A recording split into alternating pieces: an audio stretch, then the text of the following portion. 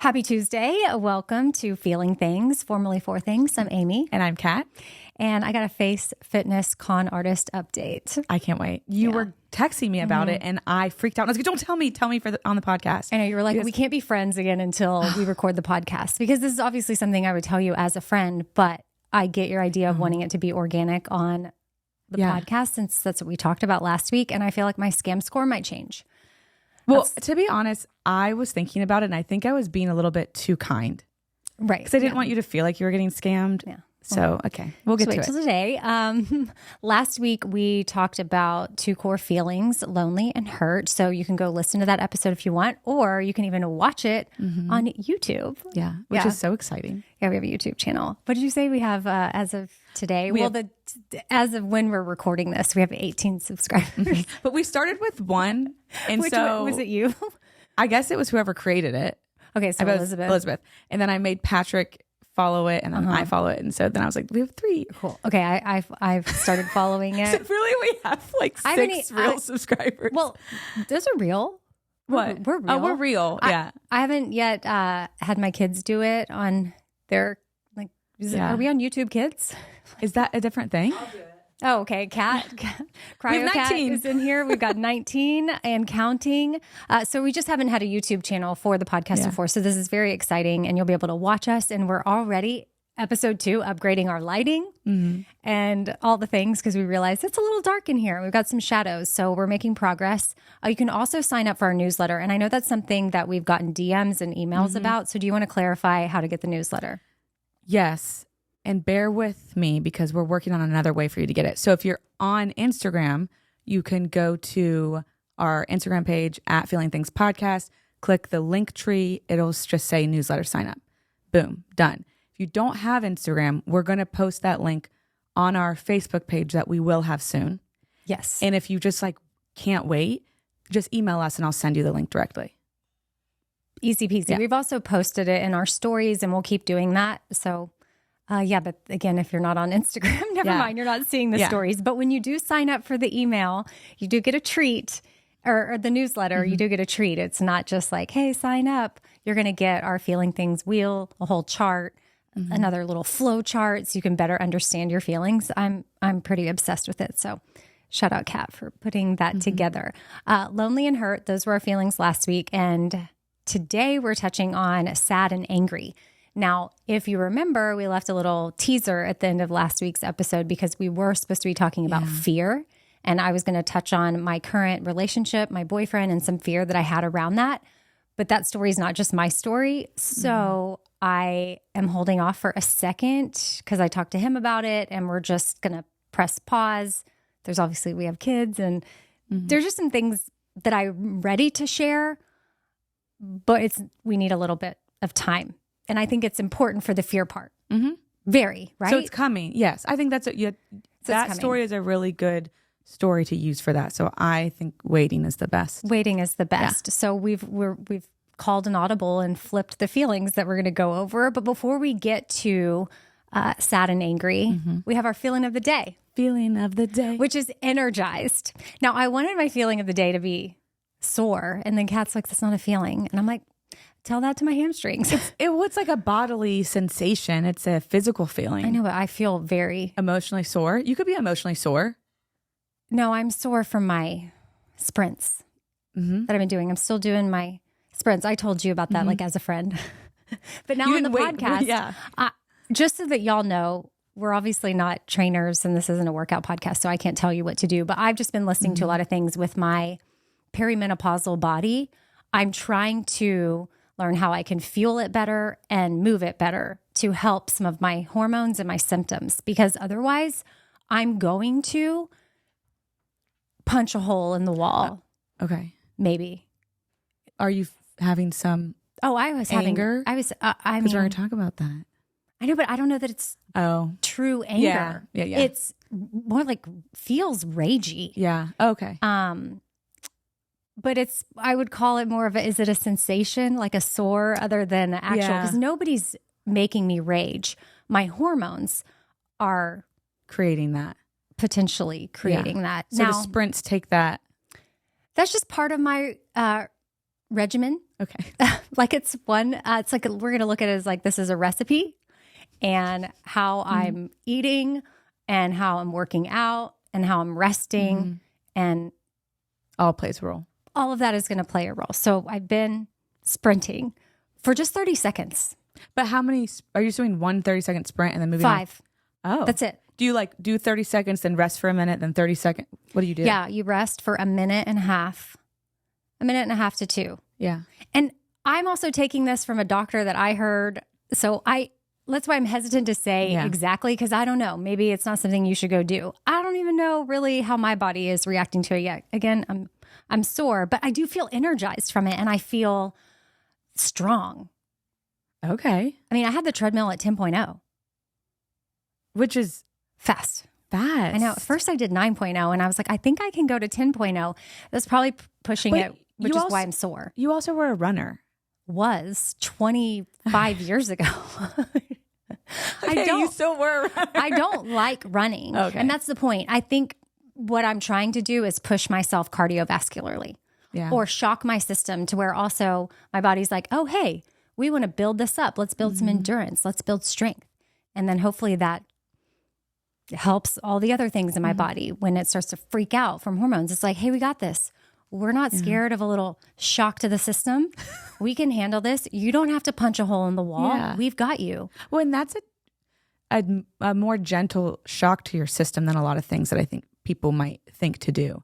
5 sprints, like you can 5 30-second sprints. And your sprint doesn't have to be 10. No, it doesn't. I just probably pushed myself, but that's one of the things that I'm doing for myself, including one more thing I'll say, and part of that, which I think is the energy piece too, is as I'm starting to have protein coffee, which isn't anything crazy. I'm just putting 2 tablespoons of whey protein in my coffee. I'm still having food around it, but I used to just drink coffee plain. Well, my face is like, is it like unflavored?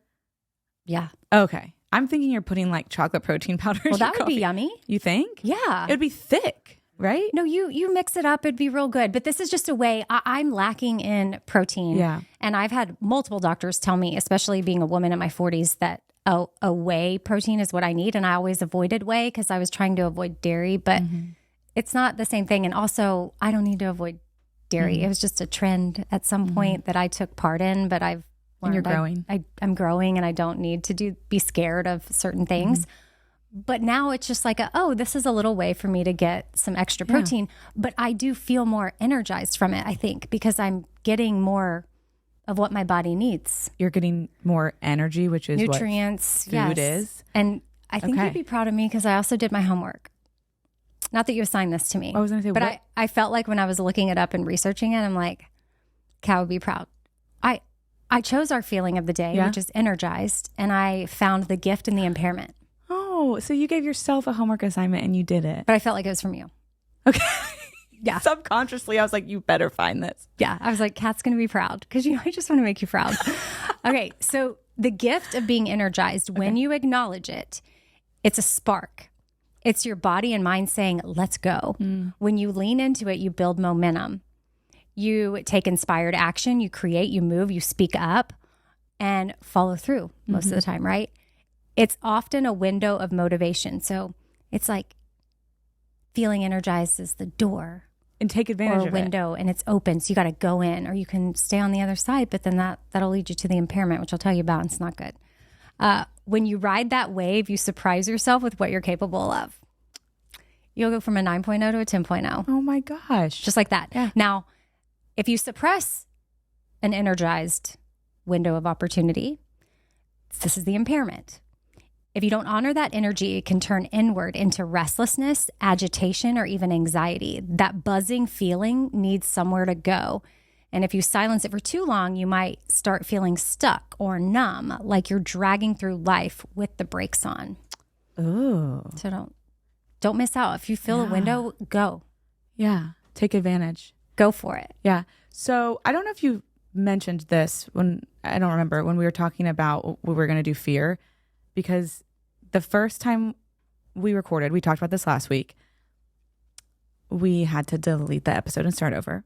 Well, Kat shared that I had hurt her. That's not the way we're going to put it. You felt hurt by me. No. Okay, sorry. Because of something I was saying, you felt hurt? Wait, let me give you a framework for this because I think this can be helpful. It's tricky. When blank happened, I felt hurt. So when you said, this is not a therapy podcast, I felt hurt. So here's the event, and then I'm taking responsibility for the feeling. I love this framework because this actually is very like a script you can use for your relationship. And I obviously know the script, but I have a hard time even acting it out because it can be a game changer in your marriage, your partnership, a friendship, your relationship with your kids. Because, oh my gosh, as parents, if we could teach our kids to communicate this way.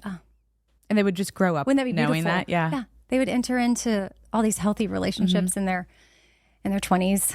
Do you know the script? Do you want me to say it out? Okay. I want you to give the thing again because you said, so you just gave it the frame. I love therapy words. I love that this is a therapy podcast. I love it because the framework is so good, and that way people can have the script. So it's like, obviously I need you to do it because I even struggle with it. But with me with scripts, because I had scripts with some stuff going on with my kids, like their therapists would give me scripts, and I would always be so scared I was going to mess it up. Like sometimes I would be in the middle of a whole thing with them, and my son in particular, and I'd be like, 1 second. I will be right back. And I would go to my bedroom and I would look up at the email and look at the script the therapist gave me, and I'd write it down and I'd put it in my back pocket because in the moment I didn't want to mess it up because it's like the slight alteration of how you say it changes everything. Yeah. And with any of this stuff, the more you use it, the easier it will be. So where you don't have to read something. I've used these a lot and I still forget them. So this one, and there's probably a lot of versions of this that are basically the same. When you blank, or when blank happened, blank is the event. When blank, I felt blank. What it brought up for me is blank, or you can say the judgment I had was blank. And then if you want to take it a step farther, you can say what I need from you is blank. And then if you're really trying to have some intentional dialogue, you might have that person, you might say at the end, can you tell me what you heard me say? So then they'll repeat it. And if they got it wrong, then I can be like, okay, let me try again until you actually hear what I'm saying. Because a lot of times we're listening and we're hearing judgments too. So we're not actually hearing the actual words. So when you said this was not a therapy podcast, I felt hurt. The story I made up was that you thought I was stupid or didn't want me to talk too much, or the judgment. I didn't value you. Yes. Yeah. And then what I need from you is a conversation about kind of the rules we have on this podcast. And I need you to change it to a therapy one. I'm just kidding. You didn't say that. But I did. I woke up with that epiphany of like, it is okay. Kat is a therapist and we are rolling with this niche, and our niche is feelings, and feelings are... And now look how energized you are about it being a therapy podcast. Here we are. Okay, so we had to delete the first episode because I was saying over and over, this is not a therapy podcast. We had to delete it. I guess where you were going with this was that we also had to delete the second episode. But not because of something anybody said or did that hurt anybody or made anybody actually really good uncomfortable. It was really good. It was really good. And I honestly thought we could salvage it. But the yard people came. So I do have a company that comes to mow my front and backyard. And we're kind of at a side of the house where you can hear things front yard, backyard, and side yard. So there was a lot of mowing happening. And we were recording on a day that we don't normally record because I had asked them, please do not come on this day because this is our recording day. Well, we had to record on a different day, and I forgot to tell them. So then all of a sudden it's like, and Kat's not really hearing it. I hear it the whole time. And I'm thinking, but you weren't bothered by it, or you were like, oh, it's fine. This is not a thing, or maybe it won't pick up because that's what happens at your office every day. So I think I am just accustomed. Yeah.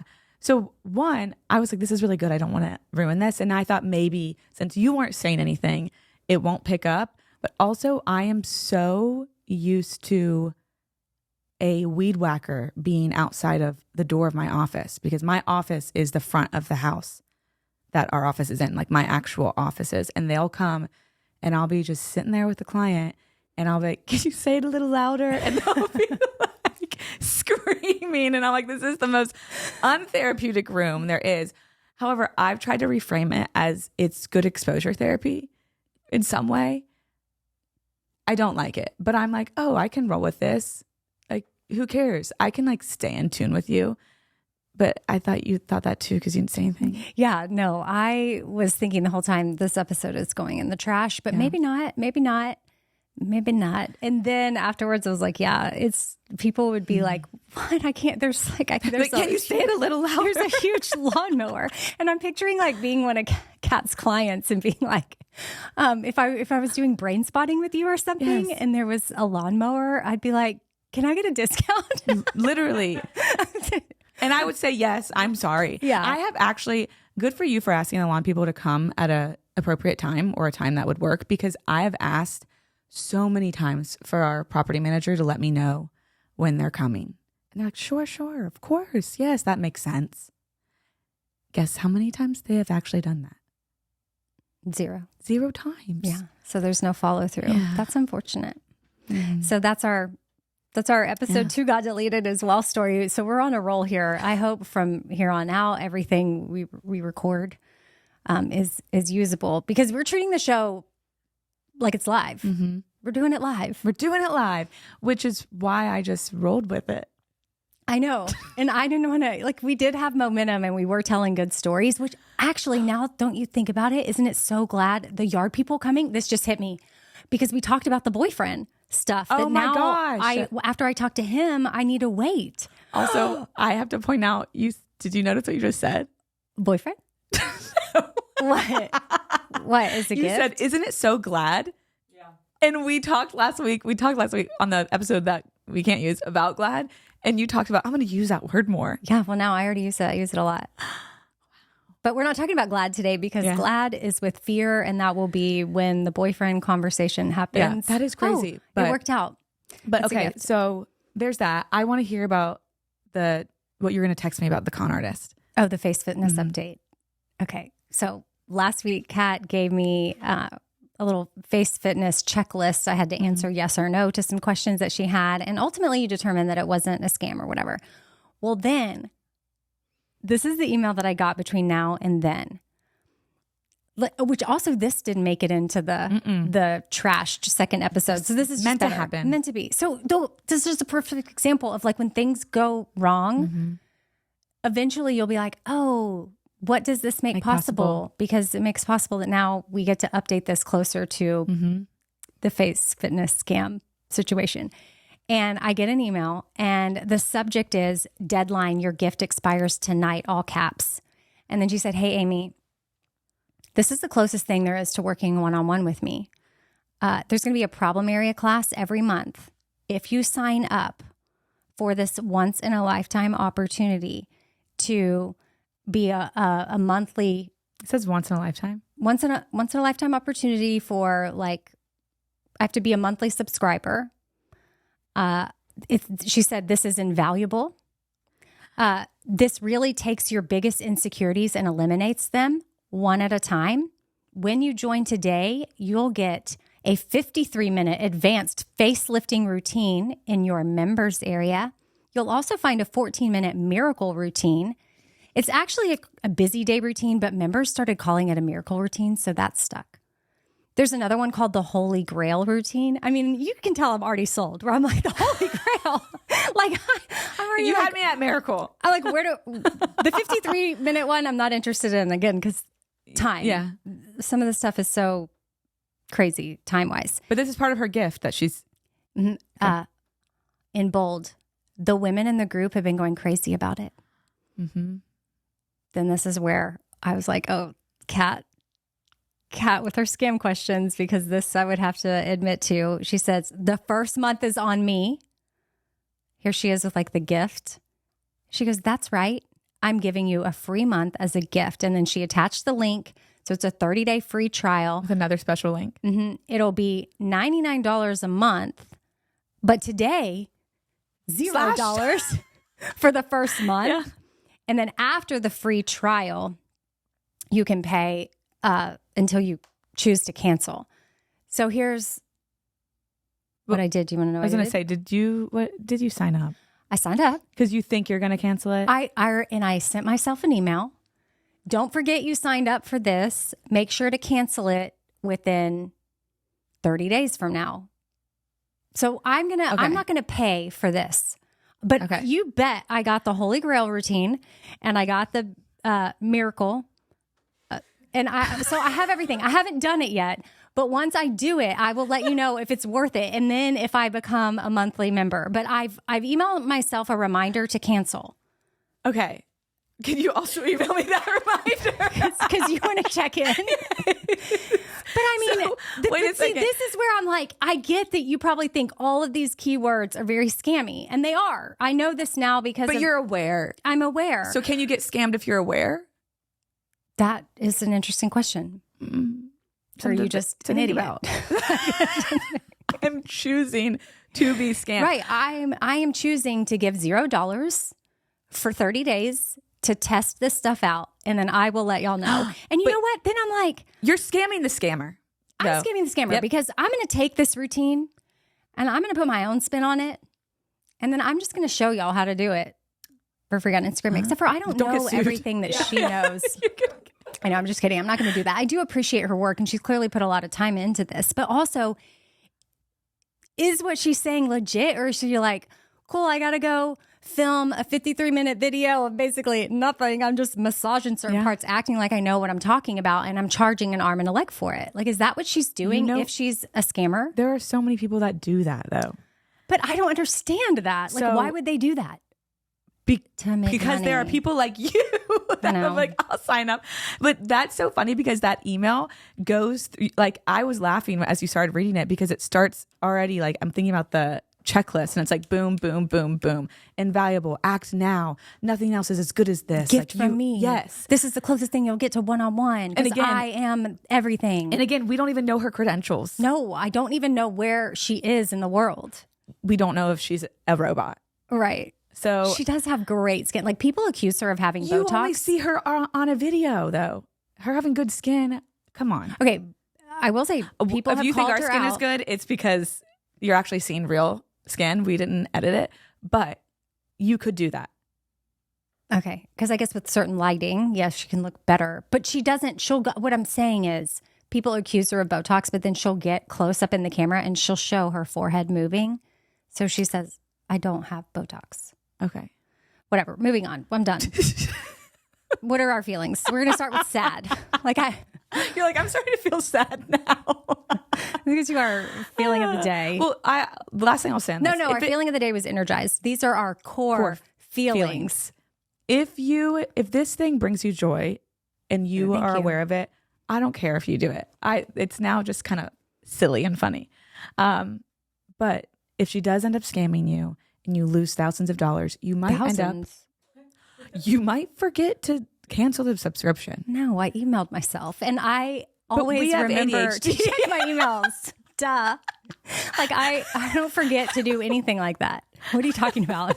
I probably have thousands of emails to myself and thousands of screenshots of things that I will remember, quote unquote, to go do, and I don't. All right, so it's so sad. Let's talk about sad, because it would be sad if you missed that email reminder. Yeah. Okay, so when we went through these last time, we talked about how they all have a core need, which can also be expanded to what we're saying. And then if you feel sadness, you're going to end up getting a gift in that, even though it doesn't feel good in the moment. And if you repress or ignore sadness, there's an impairment. That's with every feeling. So we're going to talk about those. Are you ready? I'm ready. Okay. I've been sad a lot. Okay. Well, we can talk about that. Yeah. Okay. Well, we all have. And I'm glad you said that, because a lot of people want to, send a message, whether it's to themselves or the world, that I don't get sad, or I don't get down, or I don't feel that feeling.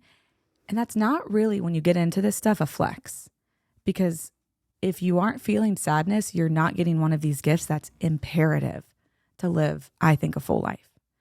So the core need would be to grieve something or to be comforted, to be seen, to be soothed, something like and supported. Yeah, anything like that, to acknowledge our need for support and comfort is also acknowledging our need for other people. So which you said something in last week's Couch Talks that feels in alignment with that, even though we were talking about sharing or oversharing on a first date, but you started off, and I think you even made this a social clip, so that's probably why it's in my mind, is because I watched it over and over and over. Just of me. Shout out Feeling Things podcast on Instagram.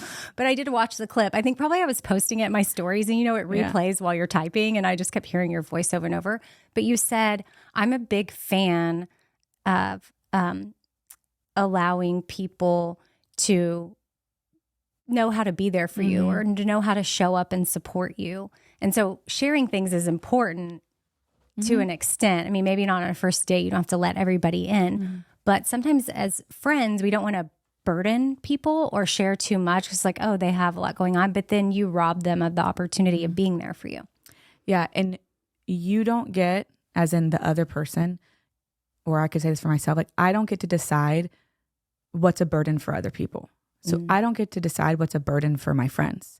You get to decide that. But if I never share stuff with you, then I'm assuming that it is, when it might not even be a burden. It would be a gift to you as a friend. Yeah.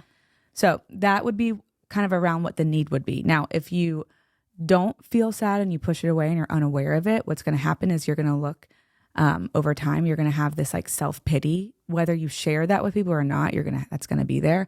And you end up showing up in this more victim-y mindset where things are being done to you and you have no control at all. And we don't have control of everything, but there are things that we do have power over, and we don't want to get there. If you are aware of your sadness, and I stress, while feeling the sadness probably is not going to be a fun experience or a comfortable experience, what it helps you have and what it helps you breed is gratitude.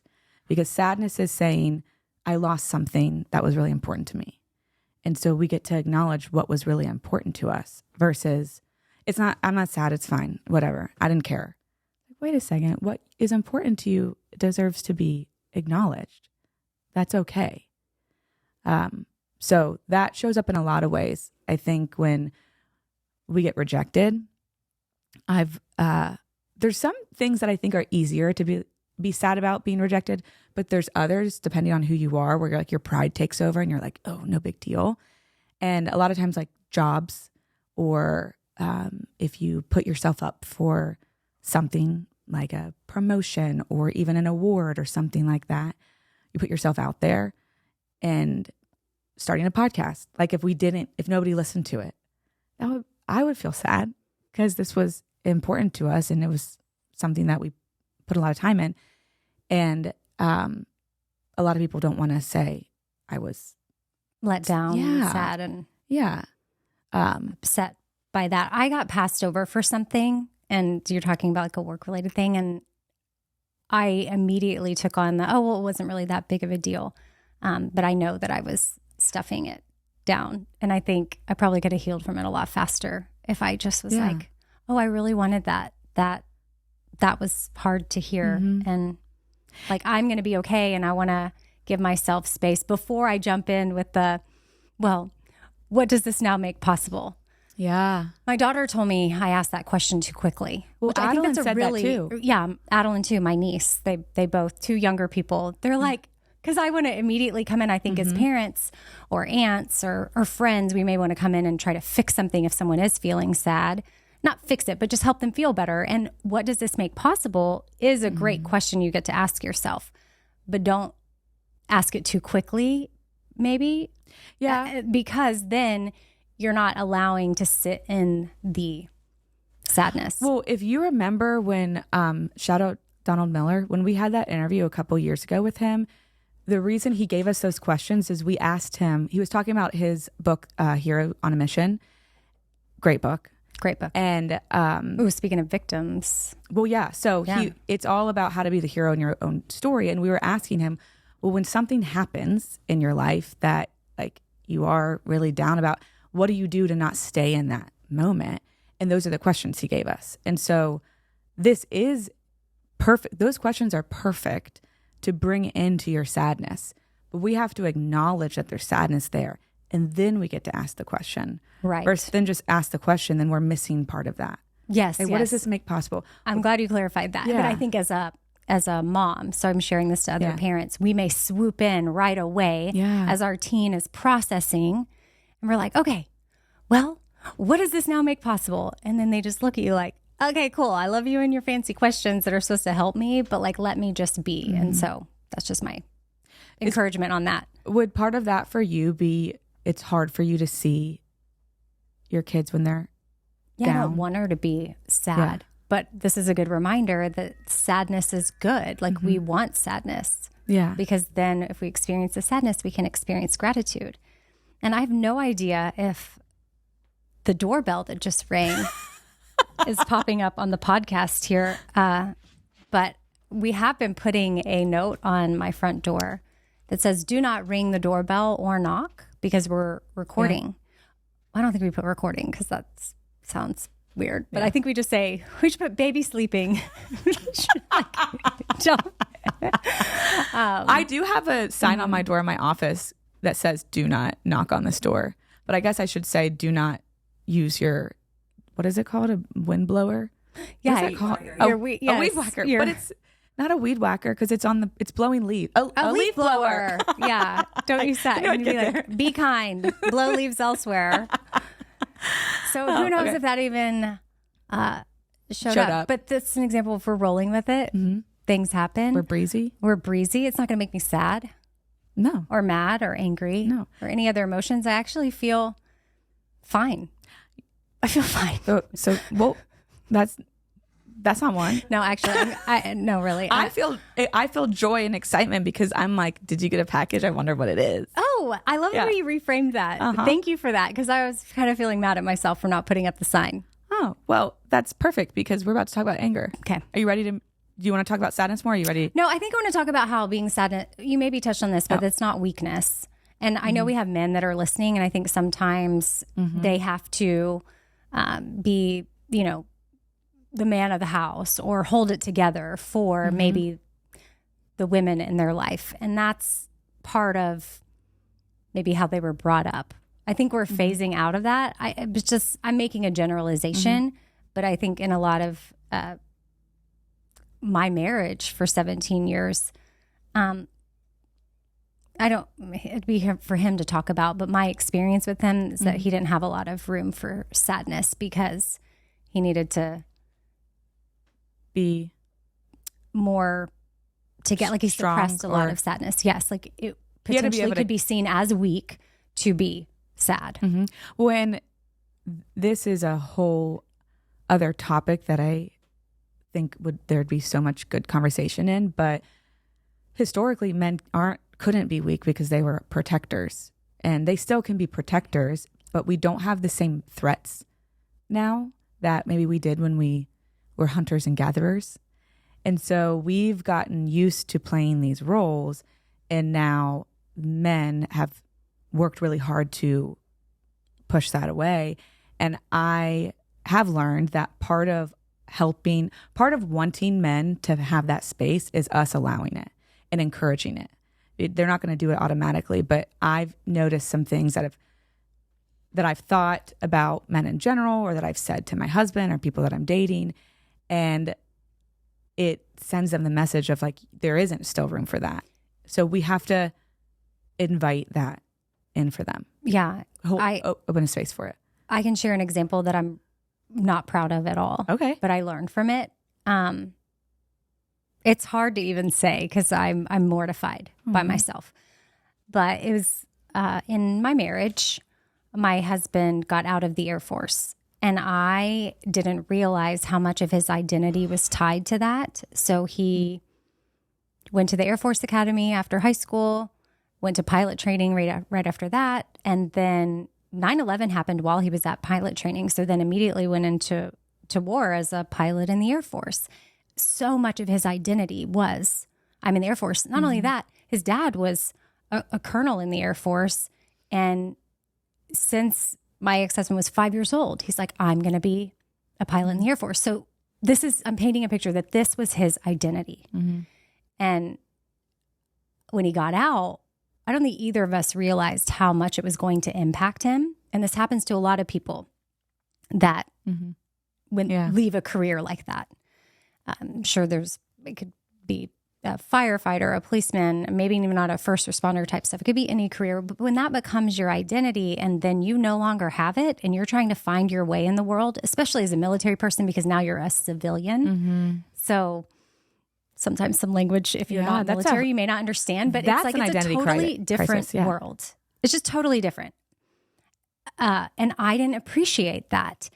And I don't even think he realized how difficult the separation was going to be. And like how he saw himself, like his worthiness, his value, like what now is he contributing to the world? Like I was contributing to making the world a safer place, a better place. Like he was passionate about the work he was doing. And not only that, he was special forces. Like there was just a lot of really cool things about his job, right? So now that I've painted that picture, can you imagine if at some point along the way, now we had we had tension in our relationship because of this. And there were some things that were happening that were frustrating because of the separation. Okay. Like, cause he didn't know how to manage it. I don't think he knew how to be sad about it. And then to your point, which is what made me think of it, I don't think I allowed space for it. Yeah. Because even though I want men to be sad and have space to be sad, and I've matured a lot since this, like we're going back to like 2012 with the story here. But I straight up looked at him one day and I was like, man up. And that is what I said. And that's you're like having like a body, like yeah. Don't say that. That's like the worst thing. I mean, I'm sure there's probably worse things I could say. But again, I will, this is not an excuse, but I will say again, there was tension in our relationship.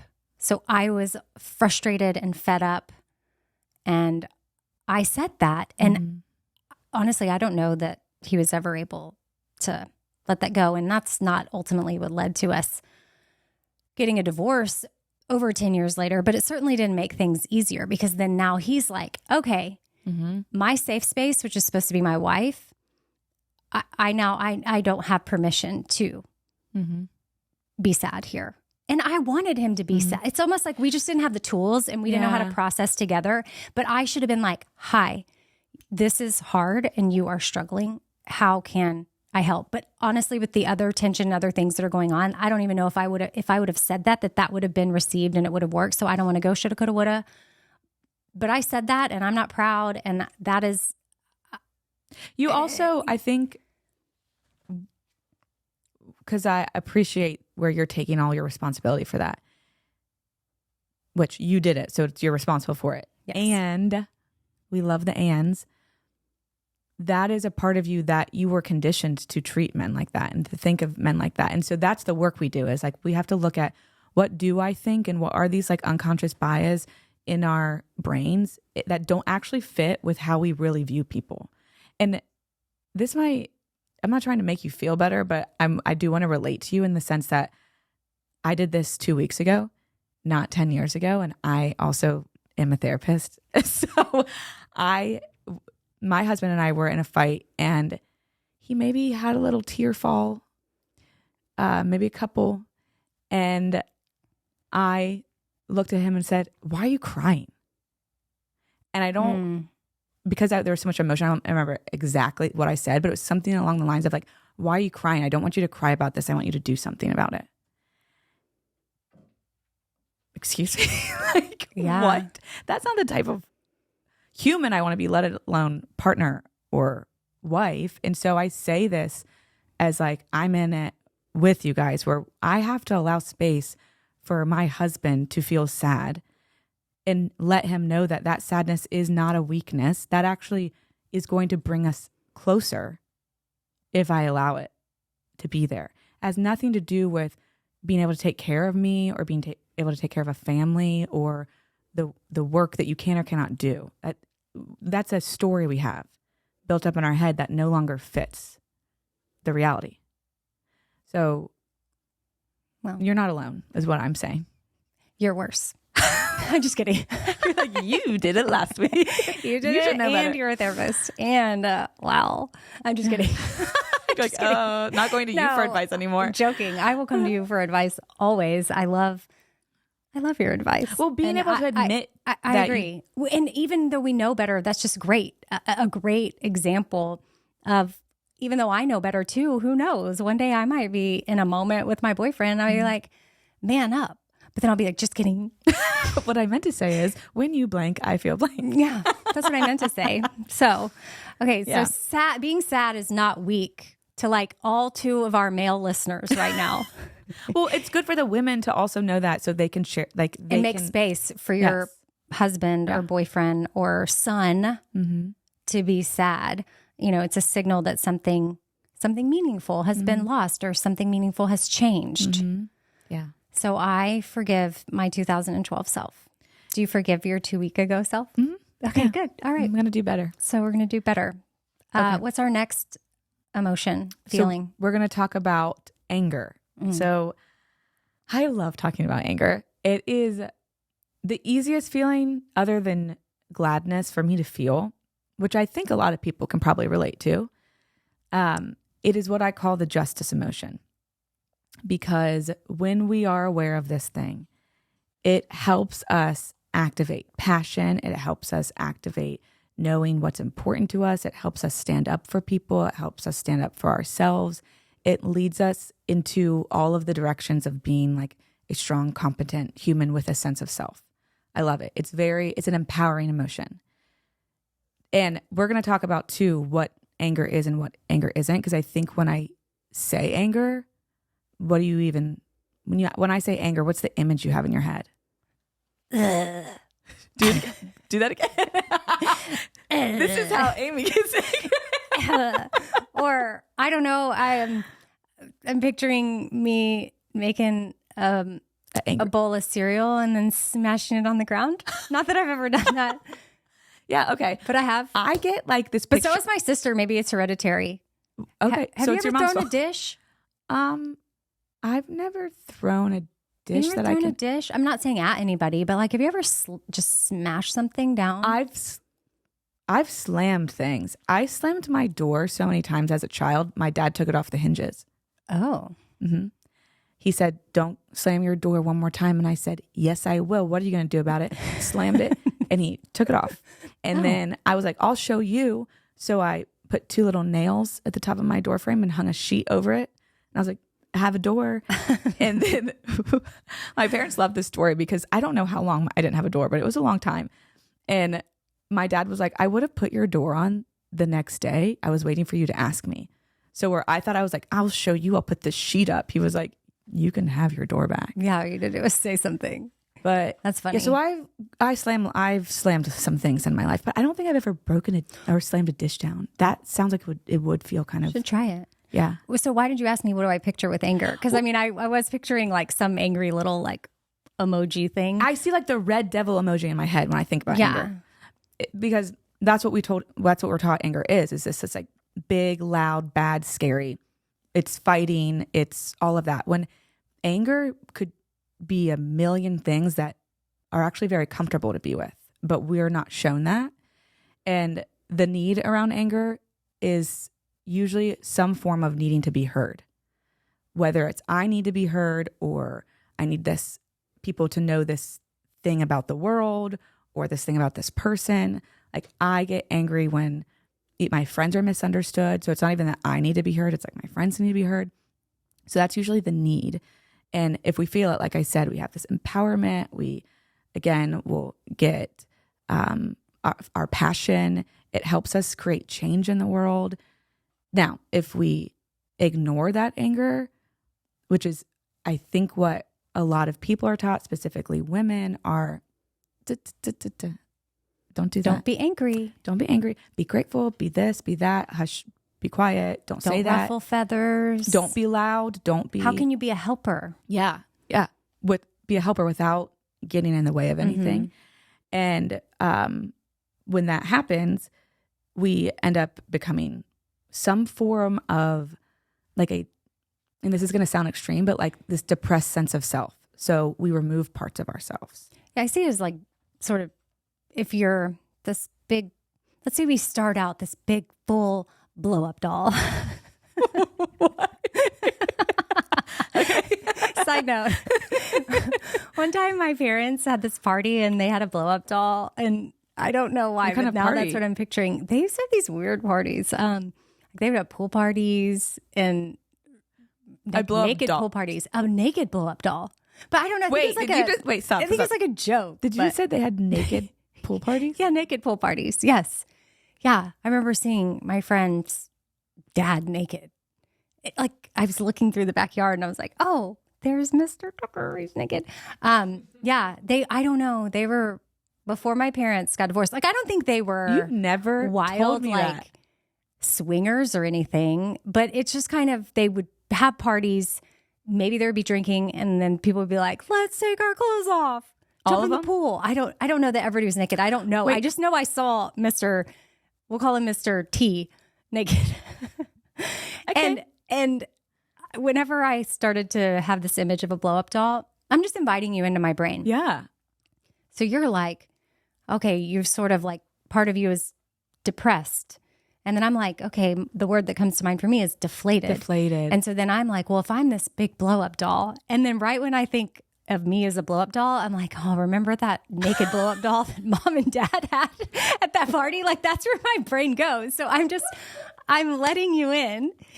So then do you need to do some brain spotting around this? No. Okay. No. It's fine. It's just that I need to ask my sister if she remembers. You've never the told naked. me that. Oh yeah. Also in our living room, we had this little stuffed animal frog on the bookshelf next to the encyclopedias. Mm-hmm. And it was like this vintage frog. If anybody else knows what I'm talking about, like you'll know. Like I think it was like a thing. This little vintage stuffed animal frog. It looks like a normal frog. But then when you pick it up, there's a big penis under the frog. Do you know what I'm talking? But like that was in our living room next to the encyclopedias. I don't know why. I think my parents were just, but then when my dad left, my mom got rid of the penis frog. Well, she found Jesus, and yeah, I think a lot of things changed, but not. I think I know. Okay, a lot of things changed. I do want to say this. I'm laughing. That is not normal. What's not normal? One, to see your parents having naked parties, and two, to have a penis frog in your living room as a child. Okay, let me back it up. I had good parents. Well, what I'm saying is, I don't think they were like, hey, kids, we're going to be outside naked. I think they had put us to bed. We were asleep. They were having neighbors over. We're calling it a party, but let's say if they have 4 couples over, right? So then they're like, let's go swim. And then I peek outside and see Mr. Too Naked. And so now I'm calling it a naked pool party. What did the penis frog do? I don't know. I need to look it up. Was it like a sex toy? I wonder. No, it was a stuffed. It had little beans inside. Like it's a stuffed, like a paperweight, but like a picture, like a. I need to see it because I can't. Well, I bet if we Google it, we'll find it online. Okay. And if it is available or for sale on eBay for thousands of dollars. No, but I'm thinking like, no, but I'm wondering if we should have kept it because I feel like it's probably something that could be worth a lot of money now because they're like this, like if I hear something one day that's like, we're selling a very rare vintage stuffed frog and his penis at Sotheby's. The auction's starting at $1 million. I'm going to be like, we had one of those. Like those weird things that just sell for a lot of money. So I do want to say, Kat is here, Cryo Kat. You're acting like you know what this is. Oh, you knew about Amy having this, like, or your parents had one too? My story, or your parents had it? Did your parents have a penis frog? No. Okay. Okay. Naked pool Okay. But I mean, yeah. But Kat's probably like, I'd have parties like that. She's like, that sounds like a good time. I wish I was her neighbor. Like, right. I just need a partner, and we're gonna do this. Yes.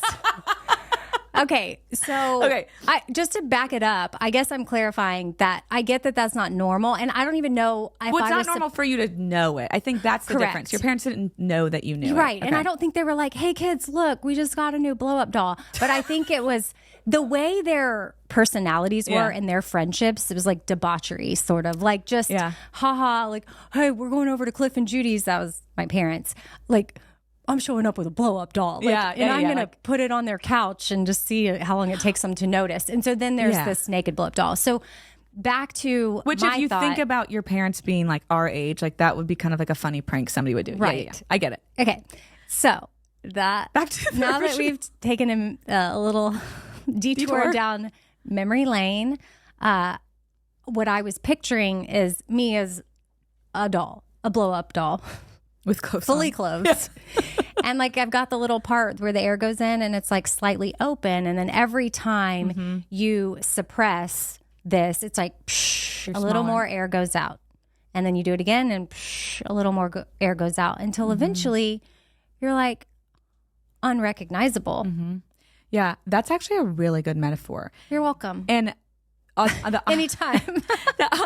And it gave us a really fun story. But on the other side too, with that blow up metaphor, you can also think about like me trying to hold in my anger. It takes a lot of energy. And so you can also use the metaphor of taking a beach ball and putting it underwater.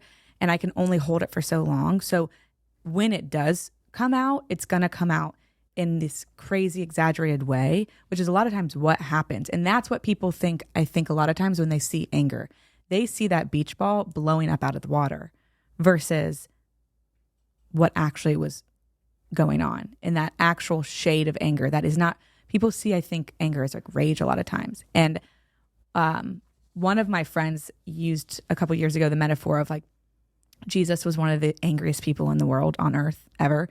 And he walked around everywhere he went being like looking perfect. He had so much anger. It's how you show it. Yeah, well, I mean, you said it can be such a thing for justice and so that makes sense. And when you brought up shades, it made me want to go look at our feelings wheel to look at the different shades of anger and share some of those. Bitter, irritation, disgust, jealous, disgusted, critical, contempt, frustration, annoyance, resentful, and also passion.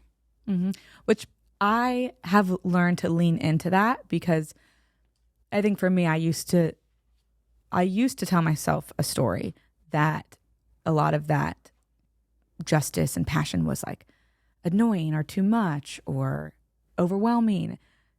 If you ask Patrick his favorite thing about me, he says, your passion. When he first told me that, I was like, you're just trying to be nice. Stop gassing me up. Yeah. And he's like, no, it's your passion. And when I do get kind of fiery, he's like, I love how much you care about things. And so we need, and also if I didn't allow myself to care about things, I don't know that I would be doing what I do. Oh, I definitely don't think you would be. So allow yourself to acknowledge your anger so you can acknowledge the stuff that really matters to you. And it actually helps you lead, I think, a more meaningful life. I want to get to an example of anger with your partner, because I think that could be relatable. Like if your partner is picking at you and joking at you, like making little like fun. This actually happened a couple years ago. Something happened. We were with a bunch of people, and I did something. Okay, we were with Patrick's family on a family vacation. It's the first time I met them, and we were playing cards, and I had to use the restroom, so I got up to go use the restroom, and it was a glass door, and somebody had opened one side of the door and then locked the other side. So just imagine like one door is locked. There's just a straight. You can just go out the door. Well, I didn't see that, and it was glass. So I walked with like some excitement and some pep in my step to go to the restroom. And You're like, I'm Patrick's new girlfriend. Yeah, and I'm like, you guys love me, and I'm so fun. I'll be right back. And then I walked into the door and was like pressing on it and pressing on it and pressing on it. And then I was like, oh. And then I just walked through the other door. I didn't think it was that big of a deal. I'm like, I didn't know that was locked. No big deal. When I got back, they all were laughing so hard, and it felt like, I don't think they meant anything of it. And I don't think they were like talking about me the whole time I was gone, but they kept making comments about it, and Patrick kept making comments about it. And I had to say, hey, I can take a joke, but when you do it this many times, it's a little frustrating. Like I want to move on. I don't want this to all be focused on me. So I can take a joke, but it's getting a little bit much. If I didn't do that, I'm sure I would have been so passive aggressive to Patrick. I would have probably given him the silent treatment. I would have probably been like, I'm going to bed. Like, I just have a headache, but I'm going to bed. Like, that's how it would show up. And we do that all the time. It's the whole idea of, it's not the trash we're talking about, it's something else. Right. I know that with suppressed frustration or anger, a lot of times with the passive aggressiveness is sarcasm, or you can start to say things like, that you really want to say, but you say it with sarcasm. So that's another way we can like pay attention to maybe what's going on. Like, because sometimes I just can't put my finger on it, or I don't even know that I'm suppressing it. But then if I have like a quick sarcastic reaction to something and I say it, that might be an indicator to me of like, oh, something's going on. I was sort of just joking with that, but I don't think I'm joking. I think that this is actually bothering me. So I've been using that as a way to sort of gauge how I'm really feeling. Because then it's also easy for me to want to write it off and be like, oh, I was just joking. If they're like, hey, that kind of is everything okay? I'm like, well, I was just joking. But that's another sign to me of like, okay, well, was I just joking? Or am I really frustrated or annoyed by this? Is there something you care about? Yeah. But do you understand what I'm saying? Of like, sometimes I don't know what that is, but then I'll have a behavior that's like, oh, where did that come from? It'll wake you up to it. That's it. It wakes me up because it's like, it just comes out in sarcasm. And there's space for sarcasm. There's healthy sarcasm. Like you can be sarcastic. Sarcasm's great. I love sarcasm. But it's sort of like when my own sarcasm surprises me. And I'm like, where did that come from? That was a little feisty. I think a lot of us, because, and again, this is more towards women, but I think men can do this too. But if we're taught that we have to be nice and kind, and we're taught that we can't ask for our needs, and we're taught that to be quiet or don't be angry, any of that, we're going to find these other ways to like get that out.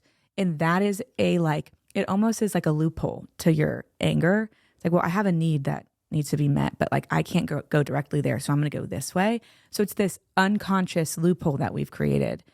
And the way to undo that is like what you're saying. When you do it, you can't help it at first, but like when you do it, acknowledge it, take a step back and say, that's not really who I want to be, and I don't want to show up that way. I need to like reflect. And it's okay to not have the answers too. A lot of times when I'm in conflict, I will have to say, hey, I want you to know that I'm not stonewalling you, which is ignoring somebody, or trying to be difficult or ignoring what you're saying, but I need a second to process this. So it's okay. I think when we get in our feelings, it feels a lot of times like there's a rush to do or say or figure out what the need is. It's okay to take time with all of it. My son was a beautiful example of that the other night. We were having a moment because of homework, and he was able to say to me, Mom, I need a minute. Because I went and I sat back down and I'm like, okay, let's try this again. And he said, not yet. I need a moment. And I said, well, will you forgive me? And he was able to say, in his own words, he's still processing, so give him space. And so I had to completely walk away and give him the opportunity to work through whatever he needed to work through to then move forward with me. And I was like, that's just a good example of like, it's always okay, no matter the circumstance, to take space and time. I wish that I had that language as a kid, doing math homework with my dad, because I wasn't saying I need a minute. I was crying. Yeah. Does your dad want to come over and help Stevenson with math? Because that'd be great. Well, he's pretty good at it, but I don't know if you want to. Okay. Well, Stevenson has better skills than I had. So maybe he'll tell your dad like, hey, whoa. We both need to take 5. Next thing I know, like I come home and like Stevenson's door's off his hinges and I'm like, what happened? Your dad just is like, don't worry, took care of things. He's not going to be a problem for you anymore. Oh my God. Well, the reason we would always fight as kids with my dad doing math homework is because my dad would show us how to do it. And I'd be like, but I have to show my work. And that's not how the teacher taught me to do it. And he's like, it doesn't matter. I got you the right answer. So he would get frustrated. And I'm like, but Dad, we have to do the steps. And I was a perfectionist. And he was like, what does it matter? I got you the right answer. So then the doors were off the hinges and, you know, it was over. Now here I ran we are. away. So in a nutshell, for anger is not bad. Mm-mm. Anger is your friend. It's so helpful. So helpful. Doesn't mean you get to be all It doesn't, feeling anger is not an Crazy town. excuse to be mean. well, I know, but if you channel it or if you suppress it, if you do, it just you may be that beach ball out of the water and you don't want to be that. You want to be just like a normal blow up doll. Yeah, I was saying inflated. A perfectly inflated blow up doll. Just the right, Okay. So we'll end there. Yeah, I was going to say, that's a good stopping point. This is a good stopping point. Don't forget, YouTube us up. We are Feeling Things Podcast. Subscribe. Like, follow, whatever, all the things. Instagram, and then email. Oh, we need your emails, which we're getting a lot. They are so great. We haven't even been able to get through all of the emails. So it's so great to already have couch talks, Q&A emails from y'all, but we'll always take more. So hey there at feelingthingspodcast.com is the email address. And yeah, we just hope that you have the day you need to have. Dude, is that how we want to do it? Or do we want to say it together? That's so hard. Let's try. One, okay. 2. I'm doing improv, and all of that is also too about reading each other. So you just have to have really good eye contact, and we'll be able to do it together. Okay. And Kat and I just hope that you have the day you need to have. That's pretty good. Yeah. Okay. One more time, because with good, I'm going to really dial into you. Okay. Am I saying Kat and I both? Okay. Kat and I both hope you have the day you need to have. Bye. Bye.